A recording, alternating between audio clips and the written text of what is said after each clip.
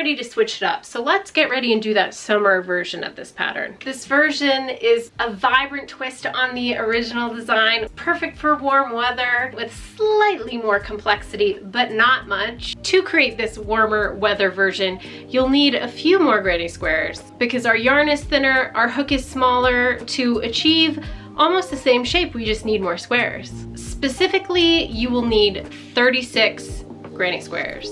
Hold on for a moment, we're jumping right in here, but things don't go quite as planned. When the pattern doesn't go as planned, you can always just change the plan. We'll just have to see how it all turns out. 500 subscribers, holy crap. For yarn, I use a local 100% cotton, but a polyester blend would work great, as would a linen blend. Pretty much anything that's not wool that's going to keep you a bit cooler. Hook size for this summer edition is a 4.5 millimeter, and the recommended size for the yarn is on the heavier end of worsted. So your yarn should say that you should use like a 5.5 millimeter hook with it or a 6 millimeter. But since granny squares have lots of spaces in them, which makes them breathable, easy for summer wear, a smaller hook size helps maintain their structure under the weight of the finished piece. There are also two techniques that I use to make my granny squares a little bit denser. In the first round of the granny square, between the groups of 3 double crochets,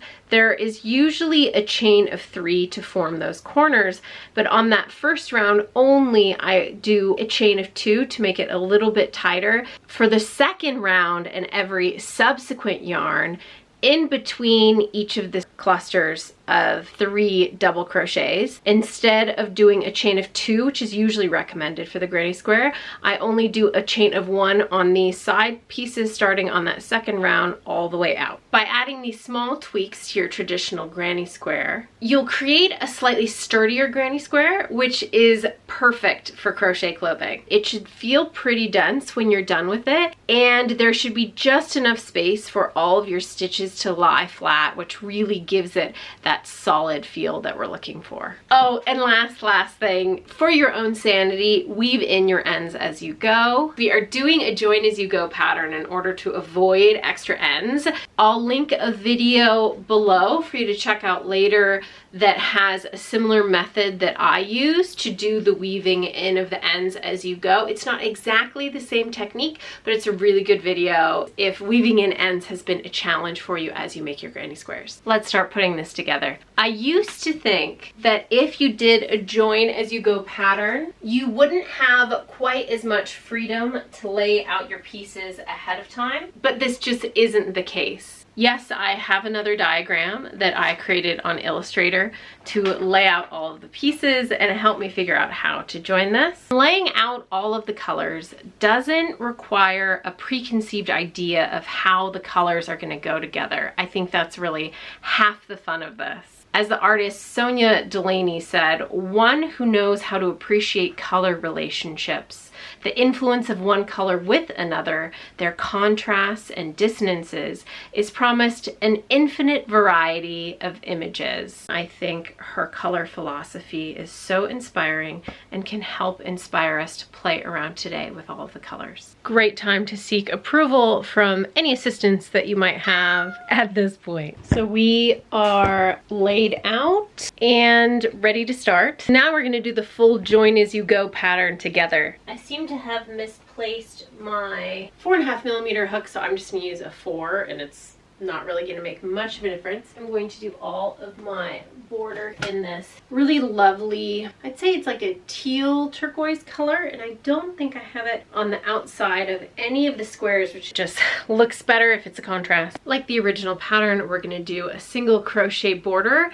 on all sides of our granny squares and then join using a slip stitch. We're also going to start in the bottom right hand side. And don't forget to trap this very first end as you go, because we don't want to have to do any more ends weaving in. Similar to the original pattern, we're going to weave our way around those interior pieces, then go through the second row, come up all the way across, and then weave through the top row. For the border, I am doing 2 single crochets in the space between the 2 double crochet clusters. When we were making the granny squares for that denser option, we were only doing one chain between those. However, this is where we really square them out.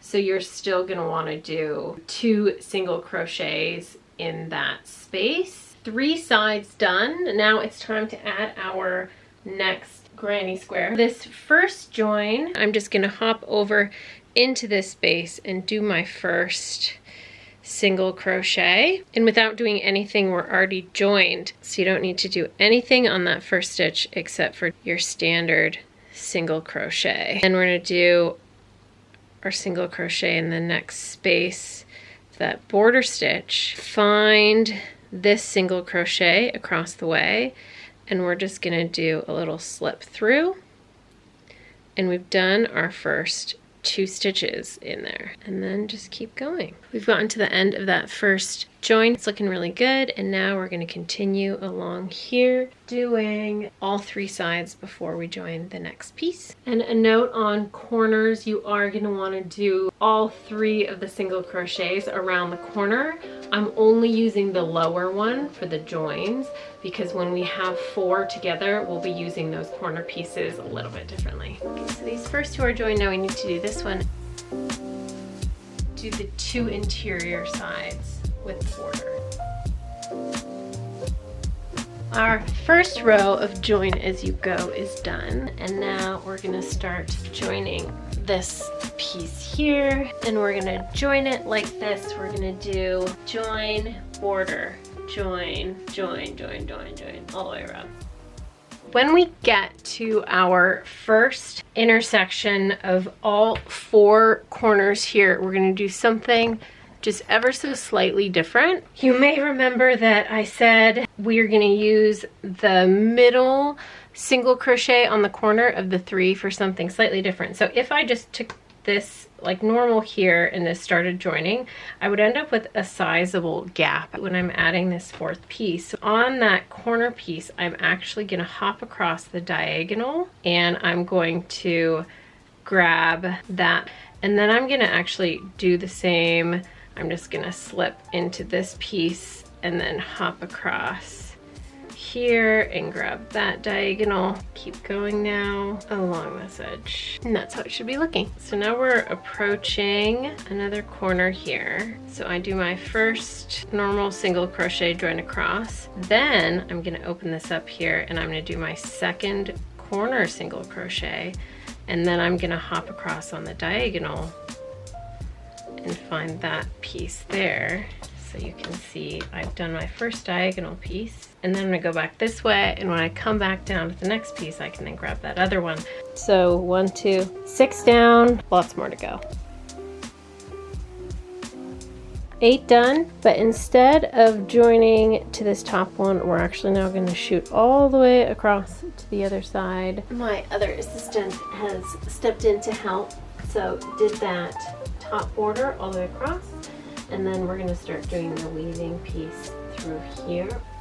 I've joined the entire first part of the body here, and if it looks really big, I know, but when I lay it flat on top of this, it's slightly narrower. So we're gonna go with it for now and see if we need any modifications. A reminder of where this is gonna sit. This is going to come up here and then drape down under the arm, so I don't think it's really that oversized. One of the things that I love when the pattern doesn't go as planned, you can always just change the plan. What went wrong here? Originally, I had been thinking that with the smaller size of the granny squares, I was going to need twice the number of granny squares to cover that same shoulder distance.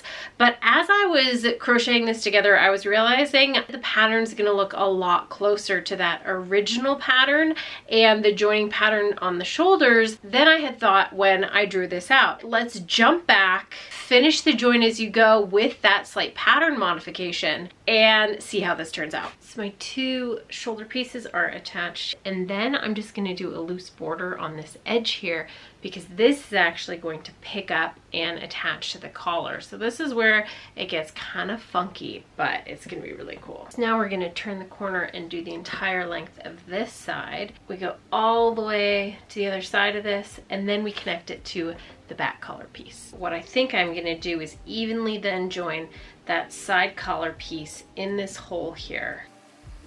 This is gonna sit like this, and then this is the side collar. So then the next step is to go up this side of the side collar and then down the front of the collar. Front bit of collar attached. So now, as I do the border, it's gonna get joined to this weird little space that we left here and then across the front. So that should create some really interesting shaping. Then once we get to the other side, we're gonna go back up and around the collar. Once you've gotten across that front there, it's time to do this little corner without attaching it as well. So let's see if we can see some shape happening here. This is gonna go over your shoulder. This is gonna sit right in the middle. I think it's gonna work really nicely. Well, it took me a little bit longer than I thought it was going to finish the actual joining, which makes sense. It's a lot of crochet. So I took it with me on holiday.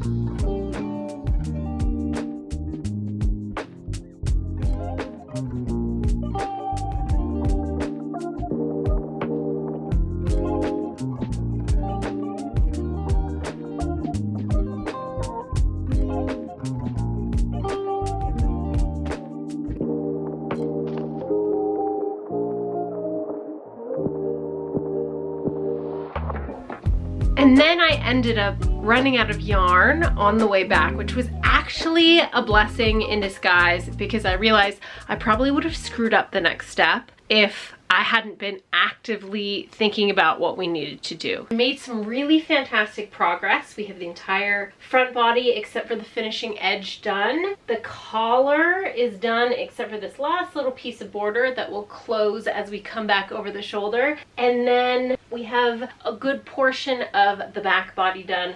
Now let me show you here what I was worried that I had potentially already missed. As we're doing this side of the body, remember, we need to actually close it to the other side. Anytime you're doing that second row of an edge that's going to touch, it needs to be closing. I think the armhole is going to be this fairly wide space of 3 total squares, which is great. Which means that this next piece, right where I ended up running out of yarn, is going to be when we do our first join. I'm going to grab another ball here, but also this is pretty impressive that you can get almost all the way through with 1 ball of yarn. These balls are 100 grams, so they're pretty chunky. And before we get back into crocheting and closing this off, I think we need to try this on, don't you? Okay, so this is front here, and then this is the sleeve, and yeah, how cute is this looking? So these are gonna close on the sides here. We have our full armhole. This is turning out so well, and again, this is the first time that I'm making this and testing out the join as you go, and I'm so happy with how it's working right now. All right, we're almost done. Before we put in those last finishing touches and close up this pattern, thank you so much for watching. If you're enjoying this tutorial and finding it helpful, I'd love it if you hit that thumbs up button, and if you want to see more crochet tutorials and sustainable fashion, make sure you hit that subscribe button and turn on that little bell so you don't miss the next video. Back to the project. We've completed that first row that we're going to join here, so I haven't done this side's border quite yet. So what I'm going to do is, looking from the top here, here's my neck hole. I'm going to take this side and I'm going to fold it over. This is my armhole here across these pieces, and then I'm gonna do the border across here while joining it to here, but then we're gonna go back this way. If you've seen any of my scrap yarn hoodie videos, you know I love a good stitch marker or little clip from my sewing kit to use to hold this together, and I think that actually might be really helpful in this scenario. I'm gonna put this clip here at that bottom of that armhole so I make sure my stitching isn't really the only thing holding this together. That also I can kind of keep tabs of where I am, because there's just a lot going on kind of everywhere in this at the moment. So So we have made our first armhole. Here's our neck. Well, here's the back of the neck. And now we're starting to really have that side there, so your arm will peek out. Now how this might get confusing is we're not going to continue joining here. We need to shoot all the way across here, and then we can start adding our last row. So we have this almost bordered to the edge, and then what we're going to do here is then start bordering this way, and then do that nice zigzaggy join on that side to the front. I've done this side, and now I'm adding my last square on the body, and I will join that last piece to the front. And again, here's the armhole, here's that first piece I already did on the top row, and then here is that last piece of the side. We have that full side done, and now we just have one giant border around all of the back panel coming in here, and we're gonna do the whole thing before we then go back out and do the shoulder. Here is how the back currently looks, and my dog Theodore. Hi Theodore. You might be wondering, okay, so where do we go from here? We're actually going to take the border all the way across here. We start joining these on this second go across, and then we get to do the border and down the front. Now that we've done this all the way across, this immediately folds into the collar here. This piece is now just gonna hop right together like that and keep going this way. So the back neck is now fully joined, and it is now adding the final shoulder time. And looking at it from the top here, here's the one top shoulder, here is the other shoulder. The neck is now closed here in the center, and it doesn't lay flat anymore because this side is closed. The last bit of the shoulder that needs the border, and then as we go down the other front side, we'll take this first square, we'll get a border, and then the second square will join, third square will join, and then we'll finish off with the bottom. Shoulder border is done. Okay, and then we're gonna do our border join down here. We're fully seamed up all over the place, and the only thing that's left to do is this last run on the bottom of the border.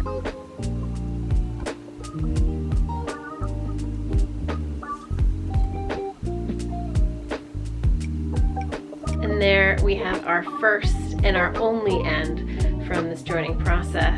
First, last, and only end that we can just tie off. One last flat view of the back, and then of the front. Whose favorite part isn't the final try on?